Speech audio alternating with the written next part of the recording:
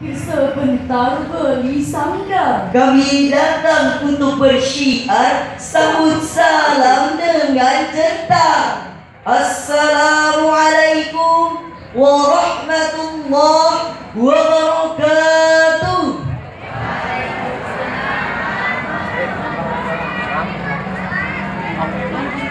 Innal hamdalillah nahmaduhu wa nasta'inuhu wa nastaghfiruh wa na'udzu billahi min shururi anfusina wa min sayyiati a'malina.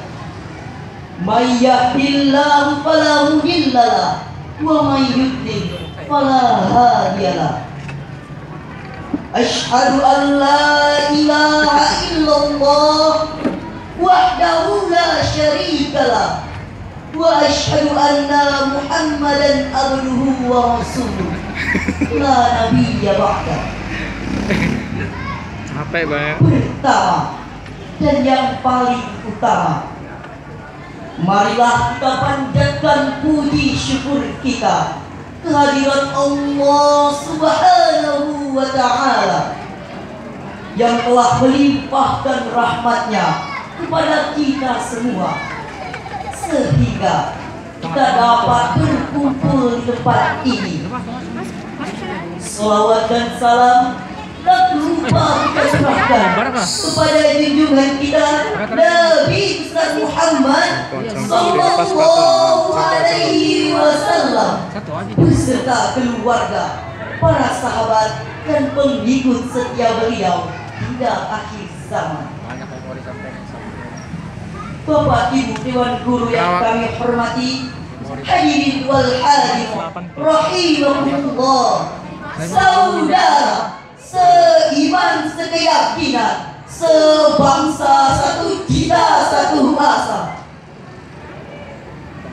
To biological, psychological and educational well-being of our children depend on the well-being of the family. The family is the original and most effective Department of Health, Education, and Welfare. Demikian pakar pendidikan William Penn dalam bukunya Moral Literacy and the Formation of Character. Untayan kata tersebut menunjukkan kepada kita bahwa keluarga sebagai tempat tumbuh kembang anak merupakan sumber pendidikan pertama kali bagi karakter seorang anak. Pembangunan karakter seorang anak sangat ditentukan oleh pola asuh sejak dini dalam keluarga. Karena itu perlu dibangun keluarga yang kokoh untuk dapat melahirkan generasi penerus yang berkualitas, berotak cerdas, berwawasan luas, dan mau bekerja keras. 3.000. Namun sangat disayangkan hari ini, secara jujur kita tidak mungkin dapat menutup mata dari kasus demi kasus yang terungkap. Ternyata telah mencerminkan kehancuran moral yang berangkat dari keluarga yang tidak sakinah dan harmonis. Sungguh ironis. Bahkan Dikroli menetapkan bahwa 70% anak yang jatuh dalam jurang kejahatan berasal dari keluarga yang rusak kehidupannya. Kini, di era globalisasi seperti saat ini, banyak orang tua yang tidak peduli jika anak pulang sampai kemalaman, keluyuran, main game online gila-gilaan, gabut-gabutan, nongkrong di pinggir jalan, atau terjerumus pada narkoba yang diharamkan. Ada juga keluarga liberal yang bebas dari aturan norma dan agama, hingga anak sampai dewasa tak tahu caranya menutup aurat, sholat, zakat, bahkan sampai menjelang sekarat, tak tahu ucapkan syahadat. Taubillah, summa na'udzubillahi min zalik. Hadirin rahimakumullah. Padahal generasi muda adalah bibit-bibit pemimpin bangsa. Generasi muda adalah calon pembangun masa depan bangsa. Dan generasi muda adalah penerus tongkat estafet perjuangan bangsa. Bagaimana bangsa akan maju kalau generasi mudanya memiliki moral atau akhlak yang tercela? Betul tidak hadirin? Untuk itulah pada kesempatan kali ini kami akan menyampaikan syarhil Quran yang bertema keluarga dan pembentukan karakter anak bangsa dengan landasan Quran surah At-Tahrim ayat 21 sebagai berikut.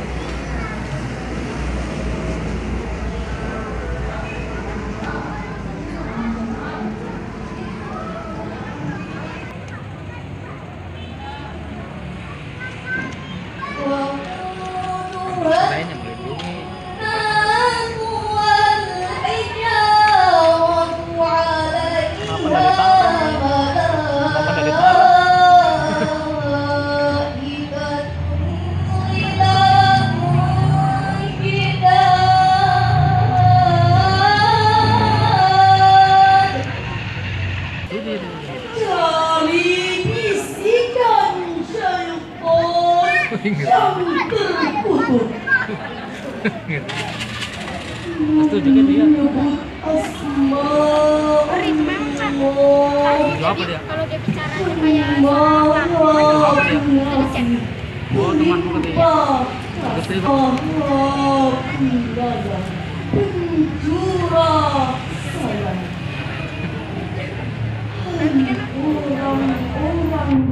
Kalau dia bicara pelihara dirimu dan keluargamu dari api neraka.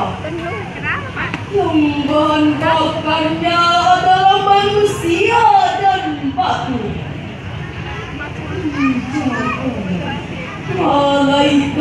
Malaikat yang kasar, yang keras, dan tidak menghargai Allah terhadap apa yang diperintahkannya.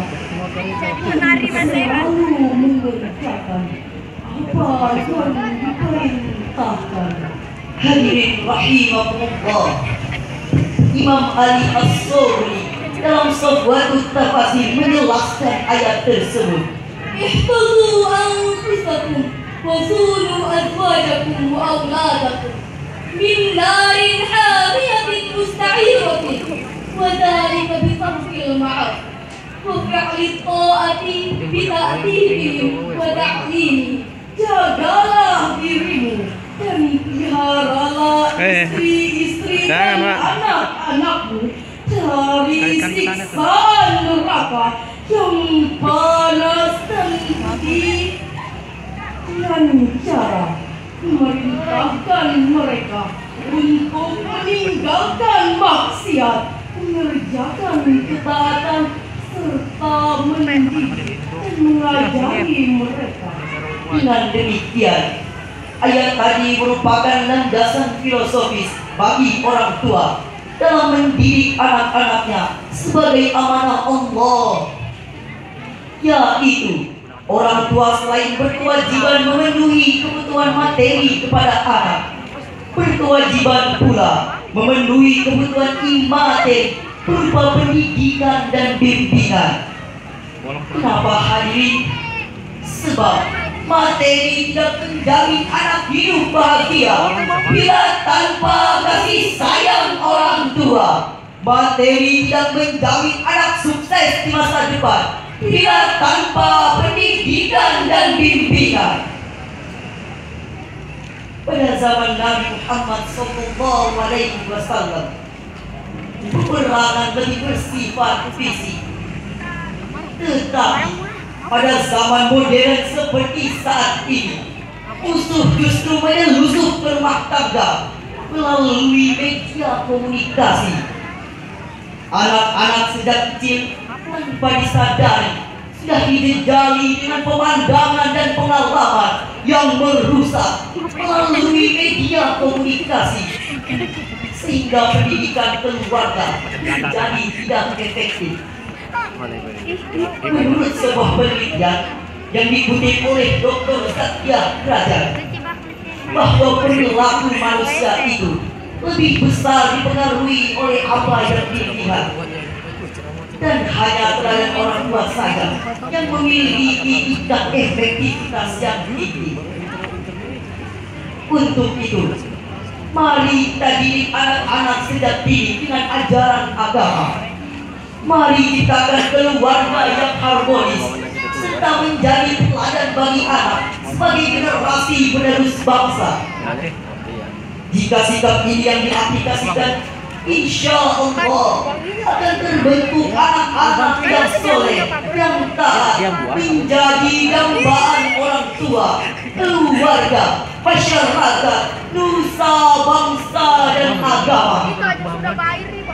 Anak-anak inilah yang telah akan dikumpulkan oleh Allah Subhanahu wa Ta'ala beserta orang tuanya, dan anak-anak inilah yang mampu menolong orang tuanya dari siksaan akhirat.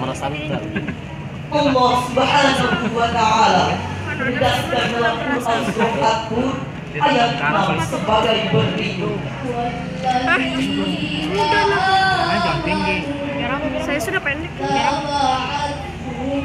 Jangan berisik. Masuk sini suaramu nanti.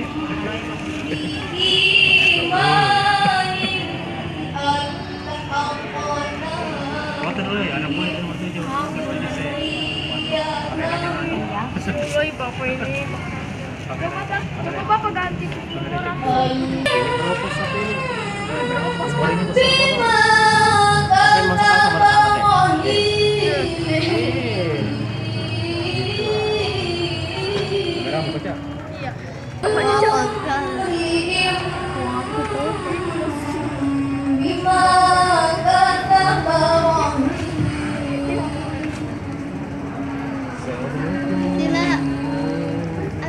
Orang-orang yang beriman dan yang anak cucu mereka ikuti mereka dalam keimanan.